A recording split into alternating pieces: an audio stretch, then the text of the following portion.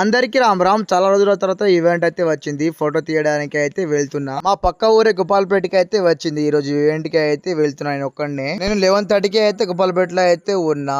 Event start అయితే 1 కి అయితే అయింది. ఏ ఈవెంట్ వెళ్ళినా వెయిటింగ్ అయితే కంపల్సరీ అయితే ఉంటది. ఈ రోజు ఈ పాప వాళ్ళదే ఈవెంట్ ఉన్నది. పుట్టు పంచలు అయితే ఈవెంట్ అయితే చాలా చిన్నగా అయితే ఉండే. చిన్న ఈవెంట్ గానీ 5 వరకు అయితే ఉన్నా. తర్వాత ఇంటికి అయితే వచ్చేసిన వేప పూలతో అయితే ముఖం అయితే కడిగిన. ప్రతిరోజు అయితే 2 టైమ్స్ అయితే స్నానం చేయాలి, ముఖం కడగాలి. వేప పూలతో ముఖం కడిగితే ఆ టేస్ట్ అసలు వేరే లెవెల్లో అయితే ఉంటది. చెదుగా అయితే తర్వాత నేను స్నానం అయితే చేసుకున్న, బొట్లు అయితే పెట్టేసుకున్నా. జగదంబ దేవికి అయితే మంచిగా అయితే మొక్కేసిన. ఈ 9 రోజుల పాటు తేజ్ కూడా వేశారు బుట్టలు అయితే. ఈ రోజు 5:30కే అయితే అన్ని అయితే రెడీ అయిపోయినాయి. తర్వాత ఆరతి చేసిన తర్వాత అయితే తినడానికి అయితే అందరం అయితే కూకున్నాం. మేము ఎట్లాగో ఉంటున్నాం కానీ చిన్న పిల్లలు ఎట్లా ఉంటున్నారో ఏమో. ఈ చిన్న పిల్లల సామూలు అయితే ఫస్ట్ టైం అయితే వేశారు. చూడండి ఎట్లా చూస్తున్నారో. ప్లేట్ లో అన్నం, పప్పు,